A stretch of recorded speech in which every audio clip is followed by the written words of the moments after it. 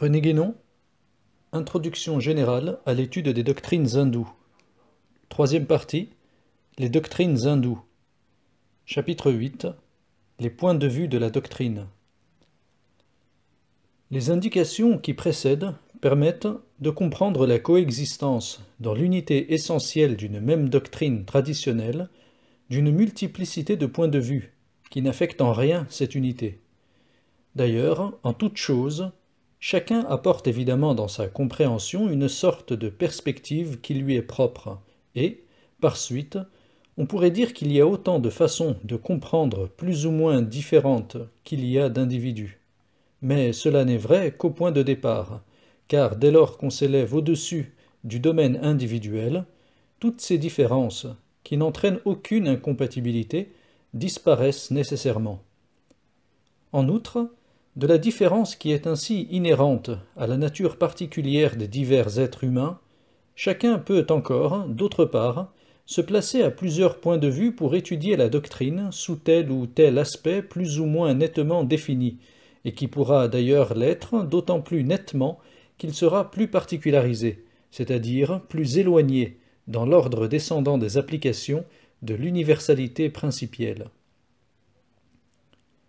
La totalité des points de vue possibles et légitimes est toujours contenue,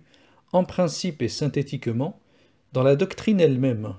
et ce que nous avons déjà dit sur la pluralité des sens qu'offre un texte traditionnel suffit à montrer de quelle façon elle peut s'y trouver. Il n'y aura donc jamais qu'à développer rigoureusement, suivant ces divers points de vue, l'interprétation de la doctrine fondamentale. C'est là, très exactement, ce qui a lieu dans l'Inde, et c'est ce qu'exprime le mot sanskrit darshana, qui ne signifie proprement rien d'autre que vue, entre guillemets, ou point de vue, entre guillemets, car la racine verbale drish,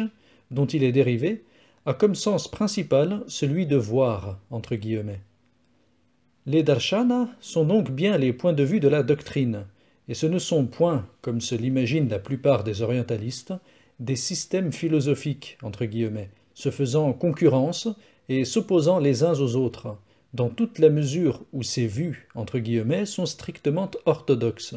Elles ne sauraient naturellement entrer en conflit ou en contradiction. Nous avons montré que toute conception systématique, fruit de l'individualisme intellectuel cher aux Occidentaux modernes, est la négation de la métaphysique, qui constitue l'essence même de la doctrine. Nous avons dit aussi quelle est la distinction profonde de la pensée métaphysique et de la pensée philosophique, cette dernière n'étant qu'un mode spécial, propre à l'Occident, et qui ne saurait valablement s'appliquer à la connaissance d'une doctrine traditionnelle qui s'est maintenue dans sa pureté et son intégralité. Il n'y a donc pas de philosophie hindoue, entre guillemets, non plus que de philosophie chinoise, entre guillemets, pour peu qu'on veuille garder à ce mot de philosophie, entre guillemets, une signification un peu nette, signification qui se trouve déterminée par la ligne de pensée qui procède des Grecs, et du reste, à considérer surtout ce qu'est devenu la philosophie dans les temps modernes, il faut avouer que l'absence de ce mode de pensée dans une civilisation n'a rien de particulièrement regrettable. Mais les orientalistes ne veulent voir dans les darshanas que de la philosophie et des systèmes, auxquels ils prétendent d'ailleurs imposer les étiquettes occidentales. Tout cela parce qu'ils sont incapables de sortir des cadres classiques, entre guillemets, et parce qu'ils ignorent entièrement les différences les plus caractéristiques de la mentalité orientale et de la mentalité occidentale.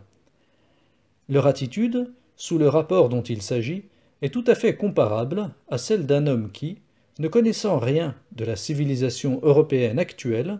et ayant eu par hasard entre les mains les programmes d'enseignement d'une université, en tirerait cette singulière conclusion que les savants de l'Europe sont partagés en plusieurs écoles rivales, dont chacune a son système philosophique particulier et dont les principales sont celles des mathématiciens, des physiciens, des chimistes, des biologistes, des logiciens et des psychologues. Cette méprise serait assurément fort ridicule, mais elle ne le serait pourtant guère plus que la conception courante des orientalistes, et ceux-ci ne devraient pas même avoir l'excuse de l'ignorance, ou plutôt c'est leur ignorance même qui est inexcusable. Si invraisemblable que cela paraisse, il n'est que trop certain que les questions de principe, qu'il semble écarter de parti pris, ne se sont jamais présentées à leur esprit, trop étroitement spécialisés d'ailleurs pour pouvoir encore les comprendre et en apprécier la portée. C'est là un cas étrange de myopie intellectuelle, entre guillemets, au dernier degré, et l'on peut être bien sûr que, avec de pareilles dispositions, ils ne parviendront jamais à pénétrer le sens véritable du moindre fragment de l'une quelconque de ces doctrines orientales qu'ils se sont donné la mission d'interpréter à leur façon, en conformité avec leurs points de vue tout occidentaux. Pour en revenir à la vraie compréhension des choses, les points de vue sous lesquels la doctrine peut être envisagée sont évidemment susceptibles d'être plus ou moins multipliés, mais, d'autre part, tous ne sont pas également irréductibles, et il en est qui sont en quelque sorte plus fondamentaux, auxquels les autres peuvent être subordonnés. On pourra donc toujours grouper les points de vue secondaires autour des points de vue principaux, et ce sont alors ces derniers seuls que l'on se bornera à considérer séparément, comme autant de branches de l'étude de la doctrine, les autres n'y donnant lieu qu'à de simples subdivisions, qu'il n'est d'ailleurs pas même nécessaire de préciser dans la plupart des cas.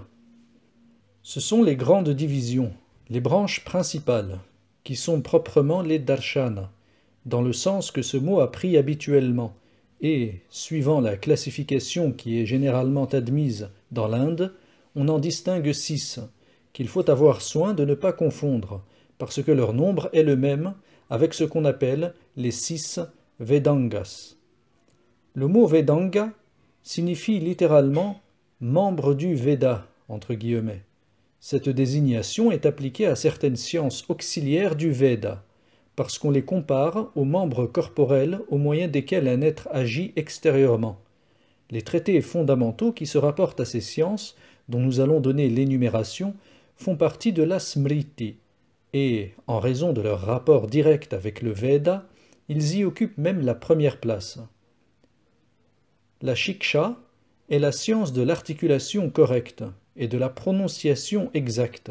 impliquant, avec les lois de l'euphonie qui sont plus importantes et plus développées en sanskrit qu'en aucune autre langue, la connaissance de la valeur symbolique des lettres. Dans les langues traditionnelles, en effet, l'usage de l'écriture phonétique n'est nullement exclusif du maintien d'une signification idéographique, dont l'hébreu et l'arabe offrent également l'exemple. Le Chandas est la science de la prosodie, qui détermine l'application des différents mètres en correspondance avec les modalités vibratoires de l'ordre cosmique qu'ils doivent exprimer, et qui en fait ainsi tout autre chose que des formes poétiques, entre guillemets, au sens simplement littéraire de ce mot.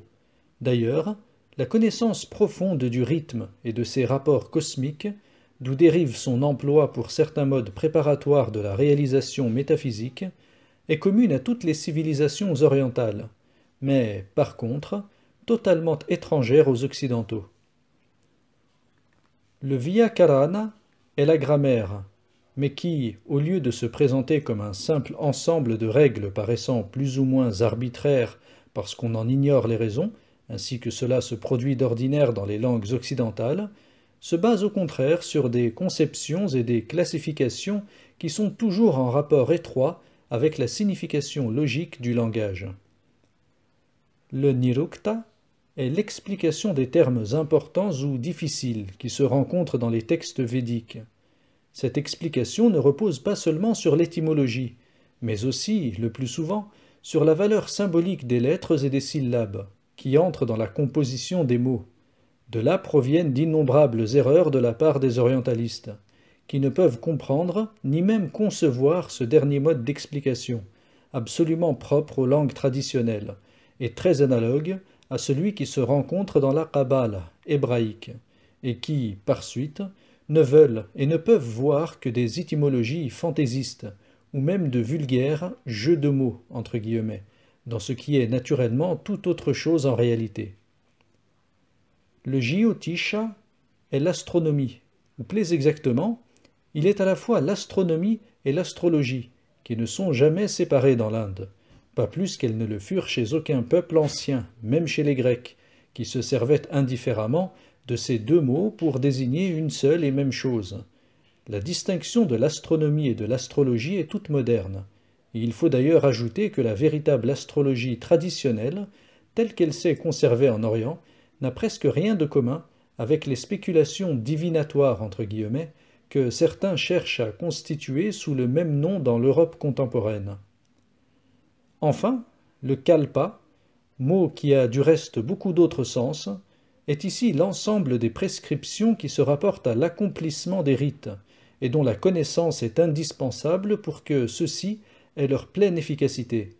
Dans les sutras qui les expriment, ces prescriptions sont condensées en des formules d'apparence assez semblables à celles de formules algébriques, au moyen d'une notation symbolique particulière. En outre des Vedangas, il faut encore mentionner les Upavedas, mots qui désignent des connaissances d'ordre inférieur, mais reposant néanmoins sur une base strictement traditionnelle. L'ordre auquel ces connaissances se réfèrent est celui des applications pratiques. Il y a 4 Upavedas, qui sont rattachés aux 4 Vedas, comme y trouvant leurs principes respectifs. Ayurveda est la médecine, rapportée ainsi au Rig Veda. Dhanurveda, la science militaire, rapportée au Yajurveda. Gandharva Veda, la musique, rapportée au Samaveda. Sthapatya Veda, la mécanique et l'architecture, rapportée à l'Atharva Veda. Ce sont là, suivant les conceptions occidentales, des arts plutôt que des sciences proprement dites, mais le principe traditionnel qui leur est donné ici leur confère un caractère quelque peu différent. Bien entendu, ces énumérations des Vedangas et des Upavedas n'excluent aucunement les autres sciences, qui n'y sont pas comprises, mais dont certaines tout au moins furent également cultivées dans l'Inde dès les temps anciens.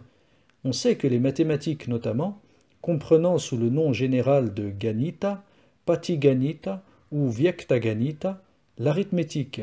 Bija-ganita, l'algèbre et Rekha-ganita, la géométrie, y reçurent, surtout dans les 2 premières de ces 3 branches, un remarquable développement dont l'Europe, par l'intermédiaire des Arabes, devait bénéficier plus tard. Ayant ainsi donné une idée succincte de l'ensemble des connaissances traditionnelles de l'Inde, qui, d'ailleurs, constituent toutes comme des aspects secondaires de la doctrine, nous reviendrons maintenant aux darshanas, qui doivent être regardés aussi comme faisant partie intégrante de ce même ensemble, faute de quoi on n'y comprendra jamais rien. En effet, il ne faut pas oublier que, dans l'Inde aussi bien qu'en Chine, une des plus graves injures que l'on puisse faire à un penseur serait de vanter la nouveauté et l'originalité de ses conceptions, caractère qui, dans des civilisations essentiellement traditionnelles, suffirait à leur enlever toute portée effective.